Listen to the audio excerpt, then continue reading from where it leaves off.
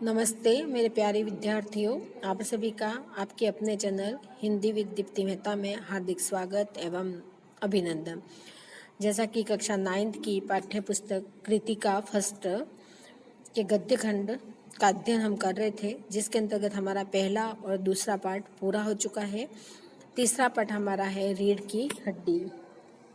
जगदीश चंद्र माथुर का ये एक एकांकी है, रीढ़ की हड्डी। यह पाठ है जो सामाजिक समस्या हमारे देश में जो व्याप्त है उसके ऊपर आधारित है कि किस प्रकार लड़के वाले लड़की वालों को देखने आते हैं और लड़की वालों से बेतुके सवाल जवाब करते हैं और लड़की उसका जवाब नहीं दे पाती और चुपचाप उसको सहती रहती है। पर इस पाठ में ये बताया गया है कि लड़की किस प्रकार जवाब देती है और इस परंपरा के विरुद्ध चलती है। बहुत ही अच्छी एकांकी है। हम सबसे पहले यहाँ देख लेते हैं जगदीश चंद्र माथुर का जीवन परिचय कि माथुर जी ने कौन कौन सी रचना लिखी, क्या किया आदि। देखो, थोड़ा इसको नीचे हटा के मैं लिखती हूँ। जगदीश चंद्र माथुर का जन्म जो है वह 16 जुलाई 1917 खुर्जा बुलंदशहर में हुआ था। ठीक है, यूपी, बुलंदशहर का आता है यूपी में। आपकी जो मृत्यु है वह हुई थी 14 मई 1978 को। ठीक है, अब हम जान लेते हैं इनकी रचनाएं। मतलब 71 साल जिए थे। मुख्य रचनाओं में सबसे पहले हम नाटक इनके देखते हैं। नाटक में पहला नाटक है इनका कोणार्क। ये एग्जाम में बार बार पूछा जाता है। कोणार्क ध्यान रखिएगा। 1951। भोर का तारा, ये इम्पोर्टेंट है ना, भोर का तारा 1946। इनके नाटक एग्जाम में पूछे जाते हैं, ध्यान रखिएगा। उसके बाद है ओ मेरे सपने, ओ मेरे सपने, जिसका प्रकाशन वर्ष है 1950। उसके बाद है शारदिया। ये शारदिया भी बहुत सी बार एग्जाम में पूछा गया है। शारदिया 1959। उसके बाद है 10 तस्वीरें, इसका प्रकाशन वर्ष है 1962। उसके पश्चात है पहला राजा। ये पहला राजा भी बहुत सी बार एग्जाम में पूछा गया है। पहला राजा 1970। और उसके पश्चात है परंपराशील नाट्य और जिन्होंने जीना जाना। ये इतने इम्पोर्टेंट नहीं है। इम्पोर्टेंट है भोर का तारा, कोणार्क, ओ मेरे सपने, शारदिया, 10 तस्वीरें और पहला राजा। ये बार बार एग्जाम में पूछे जाते हैं। इसके पश्चात इनके कुछ उपन्यास हैं। आप ऐसे ही मैं बोल देती हूँ, सुन लीजिएगा। यादों का पहाड़, आधा पुल, मुट्ठी भर कांकर, कभी न छोड़े, खेत और धरती, धन न अपना। ये इनके उपन्यास है। आकाशवाणी में काम करते हुए ये सर्वाधिक लोकप्रिय हुए थे। आपको सबसे ज़्यादा इनका ध्यान रखना है तो इनके नाटक ध्यान रखने हैं, क्योंकि इनके नाटक बहुत प्रसिद्ध हुए। इनको एक नाटककार के रूप में बहुत प्रसिद्धि मिली है। और इनके जो नाटक हैं, भोर का तारा, कोणार्क, वो मेरे सपने, शारदिया, पहला राजा, 10 तस्वीरें, ये बार बार एग्जाम में पूछे जाते हैं। तो आप बिल्कुल इन नाटकों को ध्यान में रख लीजिएगा। चलिए हम हमारी रीढ़ की हड्डी की तरफ आगे बढ़ते हैं। रीढ़ की हड्डी इसका नाम क्यों पड़ा, इसको मैं अंतिम में आपको बताऊंगी कि इसकी रीढ़ की हड्डी नाम रखने के पीछे उद्देश्य क्या था। ठीक है, क्योंकि यहाँ पर जो बालिका है वह उस लड़के को ये कहेगी कि आपकी खुद की रीढ़ की हड्डी टूटी हुई है और दूसरों पे इल्जाम लगाते हो। तो इसका अर्थ जब आपको मालूम पड़ेगा, जब आप इसको पूरा से पढ़ लोगे। चलिए शुरुआत करते हैं। मामूली तरह से सजा हुआ एक कमरा। अंदर के दरवाजे में आते हुए जिन महाशय की पीठ नजर आ रही थी वे अधेड़ उम्र के मालूम होते थे। यानी एक मामूली तरह से सजा हुआ कमरा था। वहां पर एक अधेड़ उम्र के एक आदमी वहां प्रवेश कर रहे थे जिसकी पीठ नजर आ रही थी। एक तख्त को पकड़े हुए पीछे की ओर चलते चलते कमरे में आते हैं और तख्त का दूसरा सिरा उनके नौकर ने पकड़ रखा है।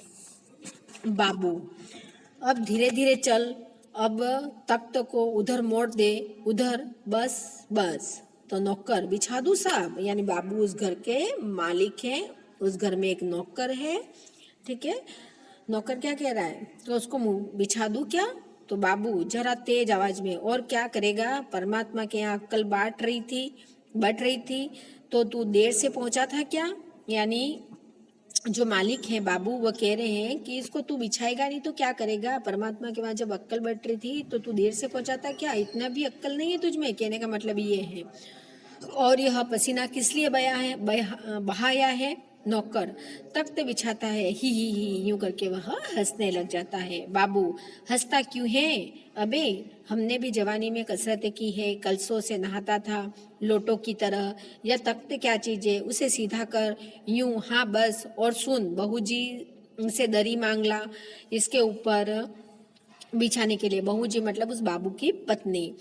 चादर भी कल जो धोबी के यहाँ से आई है वही। नौकर जाता है, बाबू साहब इस बीच में मेज पोस्ट ठीक करते हैं, एक झाड़न से गुलदस्ते को साफ करते हैं, कुर्सियों पर भी 2-4 हाथ लगाते हैं। ससा घर की मालकिन प्रेमा आती है। घर की मालकिन यानी बाबूजी की पत्नी का क्या नाम था? प्रेमा, ये प्रेमा आती है।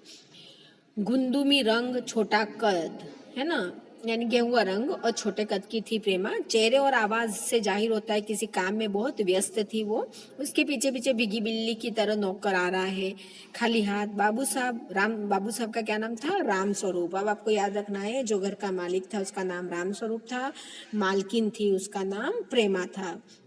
दोनों तरफ देखने लगते हैं। प्रेमा, मैं कहती हूँ तुम्हें इस वक्त धोती की क्या जरूरत पड़ गई? एक तो वैसे ही जल्दी जल्दी में। प्रेमा किसको कह रही है? राम स्वरूप जी को कह रही है, उनके पति को कह रही है कि तुम्हें अभी धोती की क्या जरूरत पड़ गई है?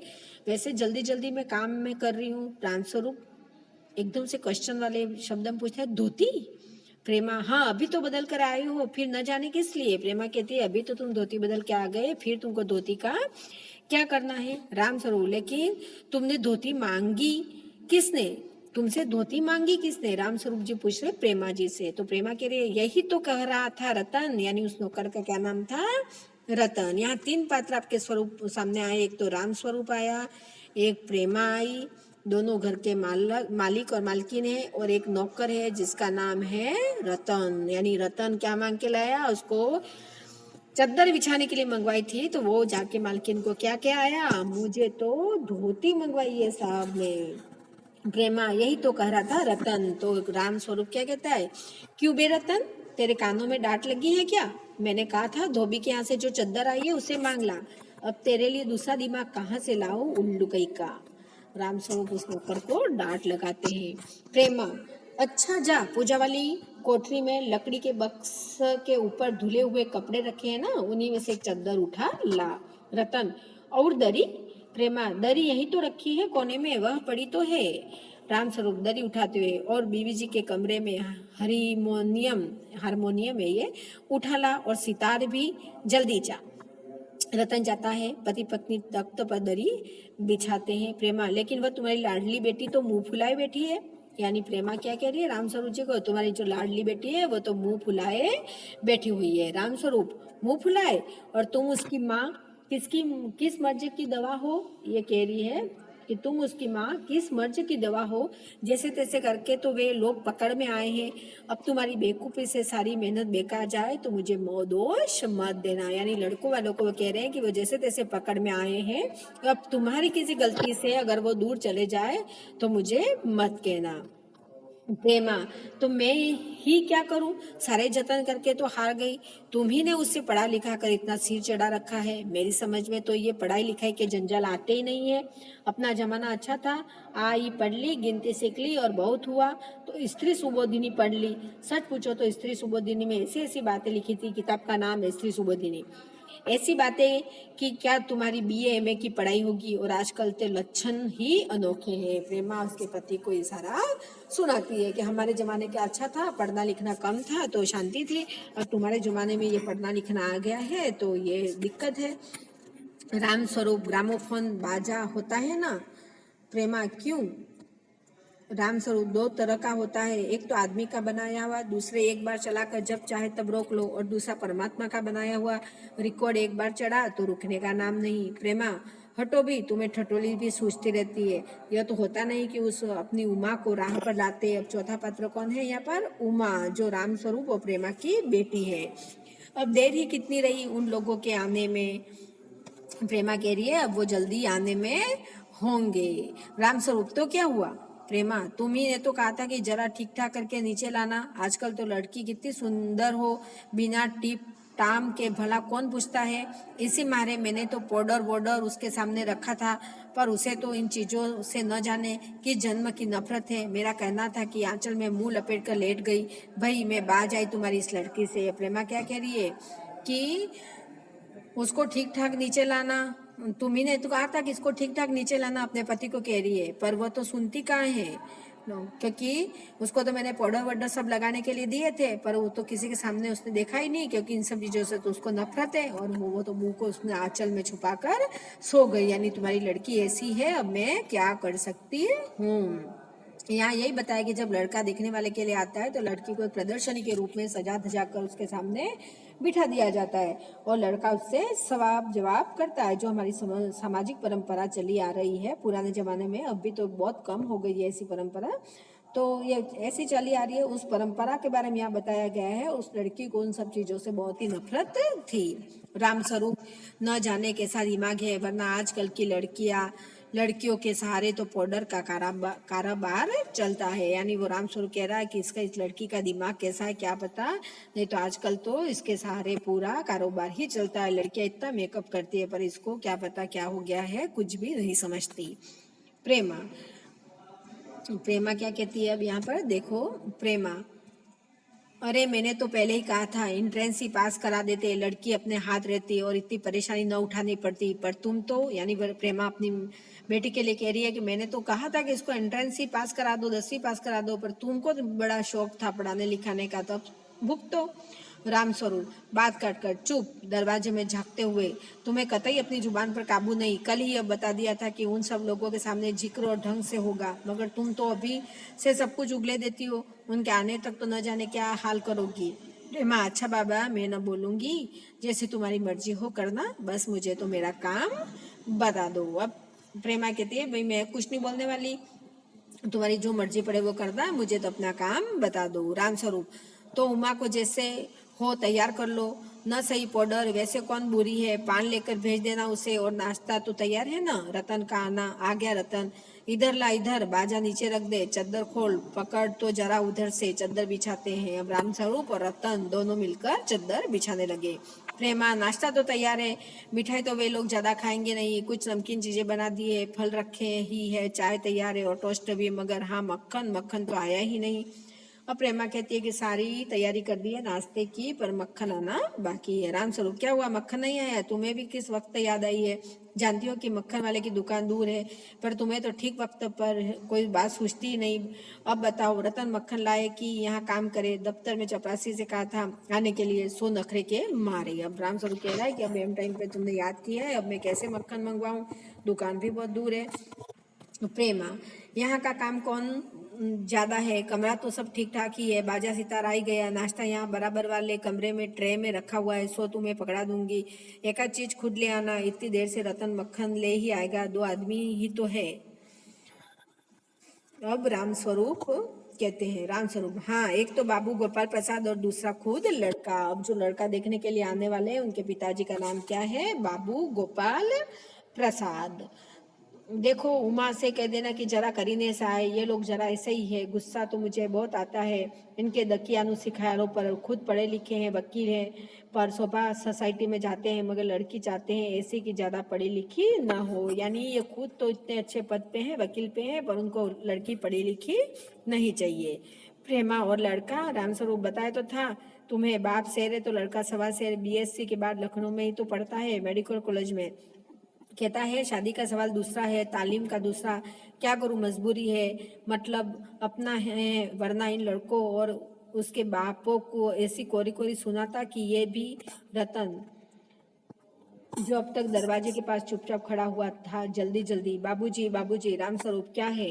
रतन, कोई आते हैं। रामस्वरूप दरवाजे में बाहर झाँककर जल्दी मुंह अंदर करते हुए, अरे प्रेमा, वे आ भी गए। नौकर पर नजर पड़ते ही, अरे तू यहीं खड़ा है बेवकूफ, गया नहीं मक्खन लाने? सब चौपट कर दिया। अबे उधर से नहीं, अंदर के दरवाजे से जा। नौकर अंदर आता है, और तुम जल्दी करो प्रेमा, उमा को समझा देना, थोड़ा सा गा देगी। प्रेमा जल्दी से अंदर की तरफ आती है, उसकी धोती जमीन पर रखे हुए बाजे में अटक जाती है। प्रेमा, ओह यह बाजा वह नीचे ही रख गया है, कमबख्त। रामस्वरूप तुम जाओ, मैं रखे देता हूँ जल्दी।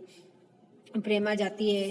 बाबू रामस्वरूप बाजा बजा उठा कर रखते हैं किवाड़ों पर दस्तक। रामस्वरूप, ह आइए आइए, ह जो अपन कोई आता है मेहमान तो जैसे करते हैं ढोंग, वैसे ये कर रहा है। बाबू गोपाल प्रसाद, उसके लड़के शंकर का आना, यानी लड़के का क्या नाम था? शंकर। किसको देखने आ रहे थे? उमा को। आंखों में लोक चतुराई टपकती है, आवाज में मालूम होता है कि काफी अनुभवी और फितरती महाशय है। उनका लड़का कुछ खीस निपोड़ने वाले नौजवान में से है। आवाज पतली और खिसियाटी भरी, झुकी कमर इसकी खासियत है। अब इसकी कमर कैसी थी लड़के की, शंकर की? झुकी कमर। अब यहाँ से आपको पता चलेगा कि इस पाठ का नाम रीढ़ की हड्डी क्यों रखा गया है। रामस्वरूप अपने दोनों हाथ मलते हुए, इधर तशरीफ लाइए, इधर। बाबू गोपाल प्रसाद बैठते हैं, मगर बेत गिर पड़ता है। रामस्वरूप, यह बेत लाइए, मुझे दीजिए। कोने में रख देते हैं, सब बैठते हैं। मकान ढूंढने में तकलीफ तो नहीं हुई? गोपाल प्रसाद खंकार कर, नहीं, तांगे वाला जानता था, और फिर हमें तो यहाँ आना ही था, रास्ता मिलता कैसे? नहीं। रामस्वरूप, यह तो आपकी बड़ी मेहरबानी है, मैंने आपको तकलीफ तो दी। गोपाल प्रसाद, अरे नहीं साहब, ऐसा जैसा मेरा काम वैसा आपका काम, आखिर लड़के की शादी तो करनी ही है, बल्कि यूं कहिए कि मैंने आपके लिए खासी परेशानी कर दी। रामस्वरूप, ये लीजिए, आप तो मुझे कांटों में घसीटने लगे, हम तो आपके सेवक ही है। थोड़ी देर बाद लड़के की और मुखातिब होकर, और कहिए शंकर बाबू, कितने दिनों की छुट्टियां हैं? शंकर जी, कॉलेज की तो छुट्टियां नहीं है, वीकेंड में चला आया था। रामस्वरूप, आपके कोर्स खत्म होने में तो अब साल भर रहा होगा। शंकर जी, यही कोई 2 साल। रामस्वरूप, साल 2 साल? शंकर, जी, 1 आध साल का मार्जिन रखता हूँ। गोपाल प्रसाद, बात यह है कि साहब की ये शंकर 1 साल बीमार हो गया था, क्या बताए। इन लोगों को इसी उम्र में सारी बीमारियां सताती है। एक हमारा जमाना था कि स्कूल से आकर दर्जनों कचौड़ियां उठा जाते थे, मगर फिर जो खाना खाने बैठते तो वैसी की वैसी ही भूख। ये एक सामान्य सी बातें हो रही है, जब लड़का लड़की एक दूसरे घर पे देखने जाते थे, उनके माता पिता की जैसी बातें होती है, वैसे यहाँ पर भी बातें हो रही है। रामस्वरूप, कचौड़ियाँ भी तो उस जमाने में पैसे की 2 आती थी। गोपाल प्रसाद, जनाब यह हाल था कि 4 पैसे में ढेर सी बलाई आती थी, और अकेले 2 आने की हजम करने की ताकत थी अकेले। और अब तो बहुत तेरे खेल वगैरह भी होते हैं स्कूल में। तब न कोई वॉलीबॉल जानता था, न टेनिस, न बैडमिंटन, बस कभी हॉकी या क्रिकेट कुछ लोग खेला करते थे, मगर मजाल की कोई कह जाए कि ये लड़का कमजोर है। शंकर और रामस्वरूप खिस निपोड़ते हैं। रामस्वरूप, जी हाँ जी हाँ, उस जमाने की बात ही दूसरी थी। गोपाल प्रसाद जोशीली आवाज में, और पढ़ाई का हाल था कि एक बार कुर्सी पर बैठे कि 12 घंटे की सीटिंग हो गई। 12 घंटे जनाब, मैं सच कहता हूँ, उस जमाने का मैट्रिक भी वह अंग्रेजी लिखता था फराटे की, आजकल के एमए भी मुकाबिल नहीं कर सकते। रामस्वरूप, जी हाँ जी हाँ, यह तो है ही। गोपाल प्रसाद, माफ कीजिएगा बाबू रामस्वरूप, उस जमाने की जब याद आती है अपने को जब्त करना मुश्किल हो जाता है। रामस्वरूप, जी हाँ, वह तो रंगीन जमाना था, रंगीन जमाना, शंकर भी ही करता है। गोपाल प्रसाद एक साथ अपनी आवाज और तरीका बदलते, अच्छा तो साहब बिजनेस की बात की जाए, अब ये क्यों शादी ब्याह को क्या मानते हैं? साहब जी बिजनेस मान रहे हैं। रामस्वरूप चौक कर, बिजनेस बीज समझ कर, ओ अच्छा अच्छा, लेकिन जरा नाश्ता तो कर लीजिए, उठते हैं। गोपाल प्रसाद, यह सब आप क्या तकल्लुफ करते हैं? रामस्वरूप, तकल्लुफ किस बात का है? यह तो मेरी बड़ी तकदीर है कि आप मेरे यहाँ तशरीफ लाए, वरना मैं किस काबिल हूँ। माफ कीजिएगा, जरा अभी हाजिर हुआ। अंदर जाते हैं। गोपाल प्रसाद थोड़ी देर बाद दबी आवाज में, आदमी तो भला है, मकान वकान से हैसियत भी बुरी नहीं होती, पता चले लड़की कैसी है। शंकर कहता है, जी, कुछ खंकार कर इधर उधर देखता है। गोपाल प्रसाद, क्यों, क्या हुआ? शंकर, कुछ नहीं। गोपाल प्रसाद, झुक कर क्यों बैठते हो? ब्याह तय करने आए हो, कमर सीधी करके बैठो। तुम्हारे दोस्त ठीक कहते हैं कि शंकर की बैकबोन। इतने में बाबू रामस्वरूप आते हैं, हाथ में चाय की ट्रे लिए और मेज पर रख देते हैं। बाप और बेटा बात करते हैं कि तुम झुक कर क्यों बैठते हो, सीधे बैठो। तुम्हारा सही दोस्त सही कहते हैं कि तुम्हारी बैकबोन टूटी हुई है, यानी रीढ़ की हड्डी टूटी हुई है। गोपाल प्रसाद, आखिर आप मानते नहीं। राम स्वरूप चाय प्याले में डालते हुए, ह आपको विलायती चाय पसंद है या हिंदुस्तानी? गोपाल प्रसाद, नहीं नहीं साहब, मुझे आधा दूध और आधी चाय चाहिए और जरा चीनी डालिएगा। मुझे तो भाई यह नया फैशन पसंद नहीं। एक तो वैसे ही चाय में पानी काफी होता है और फिर चीनी भी नाम के लिए डाली जाए तो जायका क्या रहेगा? राम स्वरूप, ह कहते तो आप सही है। प्याला पकड़ाते हैं। शंकर खंका कर, सुना है सरकार अब ज्यादा चीनी लेने वालों पर टैक्स लगाएगी। गोपाल साहब चाय पीते हुए, हूँ सरकार जो चाहे सो कर ले, पर अगर आमदनी करनी है तो सरकार को बस एक ही टैक्स लगाना चाहिए। रामस्वरूप शंकर को प्याला पकड़ाते हुए, यह क्या? गोपाल प्रसाद, खूबसूरती पर टैक्स? रामस्वरूप और शंकर हंस पड़ते हैं। मजाक नहीं साहब, यह ऐसा टैक्स है जनाब की देने वाला चूप भी न करेगा। बस शर्त ये कि हर एक औरत पर यह छोड़ दिया जाए कि वह अपनी खूबसूरती के स्टैंडर्ड के माफिक अपने ऊपर टैक्स तय कर ले। फिर देखिए सरकार की कैसी आमदनी बढ़ती है। रामस्वरूप जोर से हंसते हुए, वाह वाह, खूब सोचा आपने। वाकई आजकल यह खूबसूरती का सवाल भी बेढब हो गया है। हम लोगों के जमाने में तो यह कभी उठता भी न था। तश्तरी गोपाल प्रसाद की तरफ बढ़ाते हैं। लीजिए। गोपाल प्रसाद समोसा उठाते हुए, कभी नहीं साहब, कभी नहीं। रामस्वरूप शंकर की तरफ मुखातिब होकर, आपका क्या ख्याल है शंकर बाबू? शंकर, किस मामले में? रामस्वरूप, यही कि शादी तय करने में खूबसूरती का हिस्सा कितना होना चाहिए? गोपाल प्रसाद बीच में ही, यह बात दूसरी है बाबू रामस्वरूप, मैंने आपसे पहले भी कहा था, लड़की का खूबसूरत होना निहायत जरूरी है। कैसे भी हो, चाहे पाउडर वगैरह लगाए चाहे वैसे ही। बात यह कि हम आप मान भी जाए मगर घर की औरतें तो राजी नहीं होती। आपकी लड़की तो ठीक है? रामस्वरूप, जी हाँ, वह तो अभी आप देख लीजिएगा। गोपाल प्रसाद, देखना क्या, जब आपसे इतनी बातचीत हो चुकी है तब तो यह रस्म ही समझिए। रामस्वरूप, हाँ, यह तो आपका मेरे ऊपर भारी एहसान है। गोपाल प्रसाद, और जायजा जन्म पत्र तो मिल ही गया होगा? रामस्वरूप, जी, जायजे का मिलना यानी यह कुमकुम पत्रिका की बात है।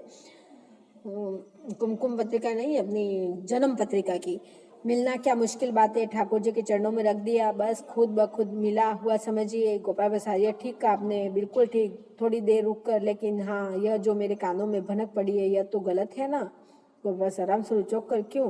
गोपाल सर, ये पढ़ाई लिखाई के बारे में? जी हाँ साफ बात है साहब, हमें ज्यादा पढ़ी लिखी लड़की नहीं चाहिए। मैम साहब तो रखनी नहीं, कौन भुगतेगा उनके नखरों को? बस हद से हद मैट्रिक पास होनी चाहिए। क्यों शंकर? शंकर, जी हाँ, कोई नौकरी तो करानी नहीं।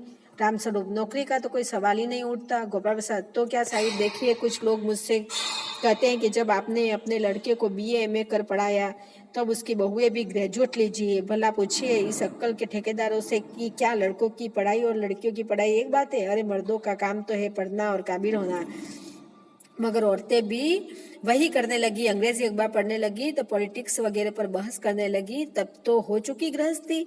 जना मोर के पंख होते हैं, मोरनी के नहीं। शेर के बाल होते हैं, शेरनी के नहीं। कितनी पुरानी सोच है कि लड़कियों को आगे बढ़ाना नहीं चाहिए, लड़की पीछे ही रहनी चाहिए। रामस्वरूप, जी हाँ, और मर्द की दाढ़ी होती है, औरत के नहीं। हाँ, बाप भी उसमें शामिल हो गया।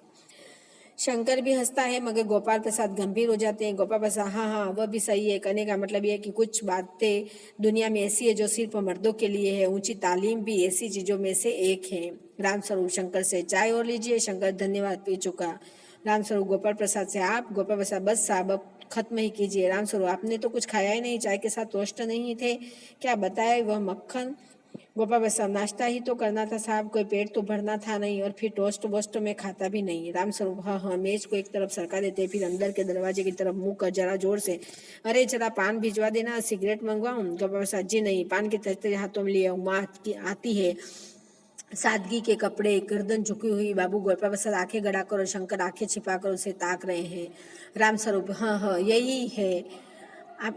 हाँ, आपकी लड़की है, लाओ बेटी पान मुझे दो। उमा पान की तस्तरी अपने पिता को देती है। उस समय उसका चेहरा ऊपर को उठ जाता है और नाक पर रखा हुआ सोने की रीम वाला चश्मा दिखता है। बाप बेटे चौंक जाते हैं। गोपाल प्रसाद और शंकर एक साथ, चश्मा?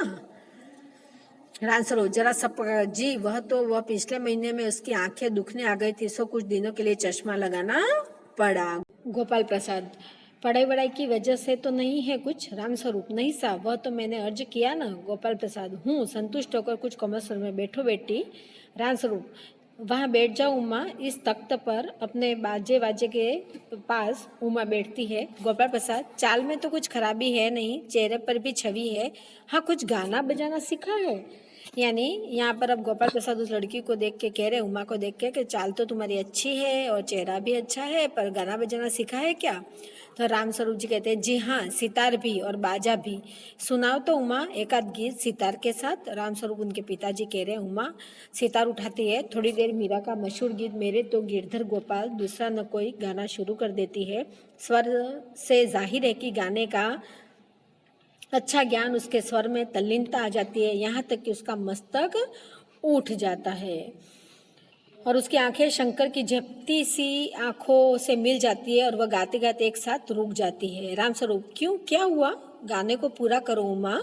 गोपाल प्रसाद, नहीं नहीं साहब, काफ़ी है, लड़की आपकी अच्छा गाती है। उमा सितार रख कर अंदर जाने को उठती है। गोपाल प्रसाद, अभी ठहरो बेटी। राम स्वरूप, थोड़ा और बैठो, बैठी रहो उमा। उमा बैठती है। गोपाल प्रसाद, उमा तो तुमने पेंटिंग वेंटिंग भी? उमा चुप। राम स्वरूप, हाँ वह तो मैं आपको बताना भूल ही गया। यह जो तस्वीर टंगी हुई है कुत्ते वाली, इसी ने खींची है, और वह उस दीवार पर भी। गोपाल प्रसाद, यह तो बहुत अच्छा है। और सिलाई वगैरह? राम स्वरूप, सिलाई तो सारे घर किसी की जिम्मे रहती है, यहाँ तक कि मेरी कमीज भी। हाँ हाँ हाँ। गोपाल प्रसाद, ठीक, लेकिन हाँ बेटी, तुमने कुछ इनाम विनाम भी जीते हैं? उमा चुप। राम स्वरूप इशारे के लिए खांसते हैं, लेकिन उमा चुप है। इसी तरह गर्दन झुकाएगा। गोपाल प्रसाद अधीर उठते हैं और राम स्वरूप सकपकाते हैं। राम स्वरूप, जवाब दो उमा। गोपाल प्रसाद से, हाँ हाँ, जरा शर्माती है। इनाम तो इसने। गोपाल प्रसाद जरा रुखी आवाज में, जरा इसे भी तो मुंह खोलना चाहिए। राम स्वरूप, उमा देखो आप क्या कह रहे हैं, जवाब दो ना। उमा हल्की लेकिन मजबूत आवाज में, क्या जवाब दूं बाबूजी? जब कुर्सी मेज बिकती है तब दुकानदार कुर्सी मेज से कुछ नहीं पूछता, सिर्फ खरीदार को दिखला देता है। पसंद आ गई तो अच्छा है, वरना। अब उमा ने कहा, यहाँ टोन कस रही है उमा कि कुर्सी मेज बिकती है तब दुकानदार कुर्सी मेज से कुछ नहीं पूछता है, सिर्फ खरीदार को दिखला देता है। तो यहाँ पर भी ऐसी ही बात आप लोग मेरे से कर रहे हो। राम स्वरूप चौंक कर खड़े हो जाते हैं। उमा उमा उमा, अब मुझे कह लेने दीजिए बाबूजी, ये तो महाशय मेरे खरीदार बनकर आए हैं। इनसे जरा पूछिए कि क्या लड़कियों के दिल नहीं होता? क्या उनके चोट नहीं लगती? क्या बेबस भेड़ बकरियां हैं जिन्हें कसाई अच्छी तरह से देख भाल कर? यहाँ उमा कह रही है कि आप सब यहाँ ढोंग चला रखा है लड़कियां दिखाने का, तो इतने सारे क्वेश्चन आंसर, तो क्या लड़कियों के कोई दिल नहीं होता है? क्या लड़कियों को चोट नहीं लगती है जो आप भेड़ बकरियों की तरह उनको काटने के लिए रख देते हो लड़के वाले के सामने, और उनको जो मर्जी पड़े वो प्रश्न पूछ देते हैं? गोपाल प्रसाद, ताम्या कर बाबू राम स्वरूप, आपने मेरी इज्जत उतारने के लिए मुझे यहाँ बुलाया है? तो उमा तेज आवाज में, जी हाँ, और हमारी बेइज्जती नहीं होती जो आप इतनी देर से नाप तोल कर रहे हैं? और जरा अपने इन साहबजादे से पूछिए, अभी पिछली फरवरी में लड़कियों के हॉस्टल में इर्द गिर्द क्यों घूम रहे थे और वहां से कैसे भगाए गए थे? शंकर बाबूजी चलिए। गोपाल प्रसाद, लड़कियों के हॉस्टल में? क्या तुम कॉलेज में पढ़ी हो? गोपाल प्रसाद आश्चर्य से कहता है। राम स्वरूप चुप। उमा, हाँ जी हाँ, कॉलेज में पढ़ी हूँ, मैंने बीए पास किया है, कोई पाप नहीं किया, कोई चोरी नहीं की, और ना आपके पुत्र की तरह ताक झाँक कर कायरता दिखाई है। मुझे अपनी इज्जत अपने मान का ख्याल तो है, लेकिन इनसे पूछिए कि किस तरह नौकरानी के पैरे पड़कर अपना मुंह छिपा कर भागे थे। उमा ने अब उसके शंकर की सारी पोल खोल दी कि किसको हॉस्टल में मार पड़ी थी। राम स्वरूप, उमा उमा। गोपाल प्रसाद खड़े होकर गुस्से से, बस हो चुका बाबू राम स्वरूप, आपने मेरे साथ दगा किया। आपकी लड़की बीए पास है और आपने मुझसे कहा था सिर्फ मैट्रिक तक पढ़ी है। लाइए मेरी छड़ी, कहाँ है? मैं चलता हूँ। बेड ढूंढ कर उठाते हैं, बीए पास, उफ, गजब हो जाता, झूठ का भी कुछ ठिकाना। आओ बेटे चलो, दरवाजे की ओर बढ़ते हैं। उमा, जी हाँ जाइए, जरूर जाइए, लेकिन घर जाकर जरा यह पता लगाइएगा कि आपके लाडले बेटे की रीढ़ की हड्डी भी है या नहीं, यानी बैकबोन। बैकबोन यहाँ पर इस पाठ का नाम पड़ता है रीढ़ की हड्डी, क्योंकि उसको मारा था तो रीढ़ की हड्डी में उसके चोट लगी थी, इसलिए वो झुका हुआ बैठता है और वो सही बैठ नहीं पाता है, इसलिए वो पूछते हैं उसकी कोई रीढ़ की हड्डी है भी है या नहीं, यानी बैकबोन है भी या नहीं। बाबू गोपाल प्रसाद के चेहरे पर बेबसी का गुस्सा है और उसके लड़के के रुलासापन। दोनों बाहर चले जाते हैं। बाबूराम स्वरूप कुर्सी पर धम से बैठ जाते हैं। उमा सहसा चुप हो जाती है। प्रेमा का घबराहट की हालत में आना। प्रेमा उमा उमा रो रही है। यह सुनकर रामस्वरूप खड़े होते हैं और रतन आता है। रतन, बाबूजी, मक्खन। सब रतन की तरफ देखते हैं और पर्दा गिर जाता है।